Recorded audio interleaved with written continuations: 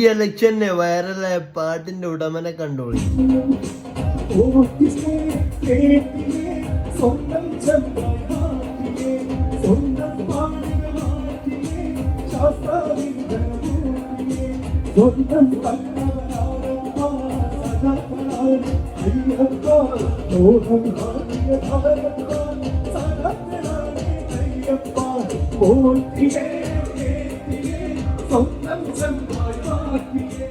തദ്ദേശ തെരഞ്ഞെടുപ്പിൽ ഏറ്റവും പ്രധാനപ്പെട്ട പാട്ടുകളിൽ ഒന്ന് പോറ്റിയെ കേറ്റി എന്ന് പറയുന്ന ഈ ശബരിമല സ്വർണ്ണക്കൊള്ളയുമായി ബന്ധപ്പെട്ട പാട്ടായിരുന്നു. ആ പാട്ട് പാടിയ ആളെ ഇപ്പോഴും ആർക്കും അറിയില്ല. നമ്മൾ അദ്ദേഹത്തെ കണ്ടെത്തിയിരിക്കുകയാണ്. മലപ്പുറം കൂട്ടിലങ്ങാടി സ്വദേശി ദാനിഷാണ് ആ പാട്ട് പാടിയിരിക്കുന്നത്. അദ്ദേഹം നമ്മോടൊപ്പം ചേരുകയാണ്.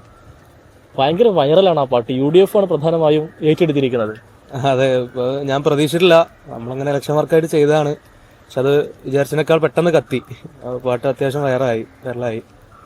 ഈ നേതാക്കളൊക്കെ പറയുന്നതേ അവർ പറയുന്നതിനേക്കാളൊക്കെ എഫക്റ്റ് അല്ലെങ്കിൽ ആ ഒരു ആശയം വളരെ വേഗത്തിൽ പാട്ടിന് കമ്മ്യൂണിക്കേറ്റ് ചെയ്യാൻ കഴിഞ്ഞു എന്നുള്ളതാണ്.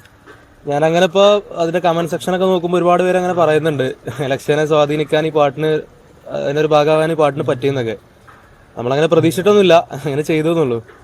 ഈ സാധാരണഗതിയിൽ ഇലക്ഷനൊക്കെ പാട്ട് പാടുന്ന പോലെ ഒരു പാട്ടങ്ങ് പാടി. നമ്മൾ ഇലക്ഷൻ സ്റ്റുഡിയോയിൽ വർക്ക് ചെയ്യുന്നതാണ്. അതുപോലെ നമ്മളെ ഇങ്ങനെ ഒരു വർക്ക് വന്നപ്പോൾ ചെയ്തതാണ്. അത് പ്രതീക്ഷിച്ചതിനേക്കാൾ കൂടുതൽ വൈറലായി. അത് ഏതെങ്കിലും സ്ഥാനാർത്ഥിക്ക് വേണ്ടി പാടിയതായിരുന്നോ അതോ എങ്ങനെയായിരുന്നു അത്? അല്ലല്ല, അത് UDFന്റെ ഭാഗമായിട്ട് തന്നെയാണ്. അത് GP ചാലപ്പുറം എന്ന് പറയുന്ന നാദാപുരത്തുള്ള ഒരു പ്രവാസി, അതാണ് എഴുതിയിട്ടുള്ളത്.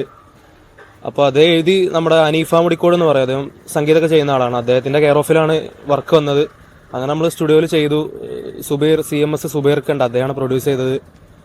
അങ്ങനെ ഇലക്ഷന്റെ കുറച്ച് മുമ്പ് ചെയ്തതാണ്. പക്ഷേ ഈ പ്രചാരണ സമയത്ത് അത് അത്യാവശ്യം നന്നായി വൈറലായി. ഒരുവിധം LDFനെതിരെ ആയതുകൊണ്ട് എല്ലാ പാർട്ടിക്കാരും അത് യൂസ് ചെയ്തു. ബാക്കിയുള്ള ഈ തെരഞ്ഞെടുപ്പ് UDFന് മാത്രമല്ല നേട്ടമുണ്ടാക്കിയത്, ദാനിഷിന് കൂടിയാണ്. അദ്ദേഹം ഇപ്പോൾ ഒരു അറിയപ്പെട്ട് കഴിഞ്ഞു എന്നുള്ളതാണ്.